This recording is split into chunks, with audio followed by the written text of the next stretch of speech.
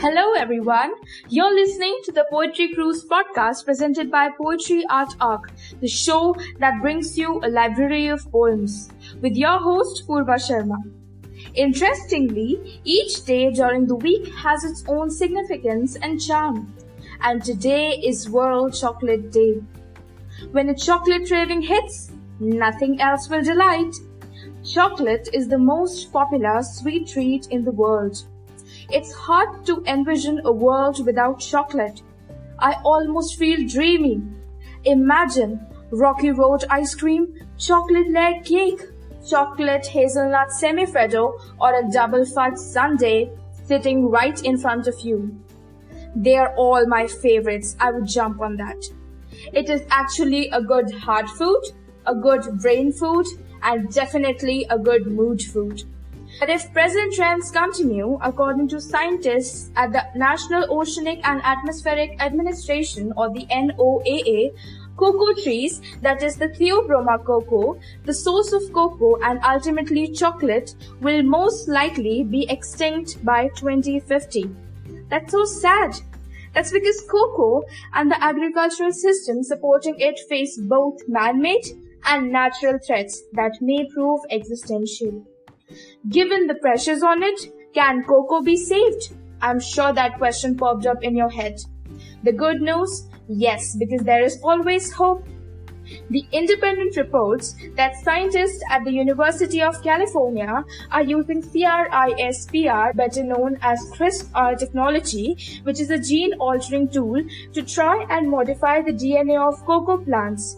If they can modify the plants to withstand a high temperature and a low humidity, future generation will definitely enjoy the chocolate that we all love. Till then, think this as an excuse to eat more dark chocolate and listen to poems from our side. Good love poems aren't always about love. Sometimes they're about chocolate. Remember that always. You know, when I thought about what I'll pen for chocolate given the opportunity, the only thing that came to my mind was, and no, it wasn't sweet sugary taste if you'll ask me. It was how chocolate helped me during rough times. Its silkiness and sweet taste, always making me entranced and leaving me with almost no worries at all. When nobody was there, chocolate was there to absorb my grief. It's difficult to think this way for a thing that's not breathing, right? But then, isn't this more absolute and long-lasting? To bond with something to which you'll never owe anything. So here's a poem to celebrate chocolate. An ode to the chocolate, the dark Choco Saga. Trick or treat, so here it goes. Weirdly enough, my chocolate story has it all. Dark aura, sweet savor, and a bitter backdrop. Beginning started with a hint of end, giggles and tears.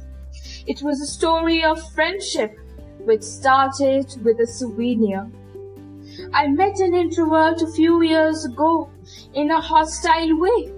I was outgoing, too friendly, but what does it take for two philosophies to clash in an inevitable stunning speed? A dark chocolate bar that she gifted later became the only memory. What I didn't know was that the bonds on this planet are fragile, like the butterfly's wings or the silence in this worldly wild. I could vividly remember how at the chocolate day we laughed, unabashed of our ladylike behavior or the choco-smudged scarf. Now as I sit with the same chocolate bar, each piece, each bite teaching me lessons about the pretty scars. First bite hit me with nostalgia, second with homesickness, of our hearth, of our friendship, the sassy sisterhood wreck.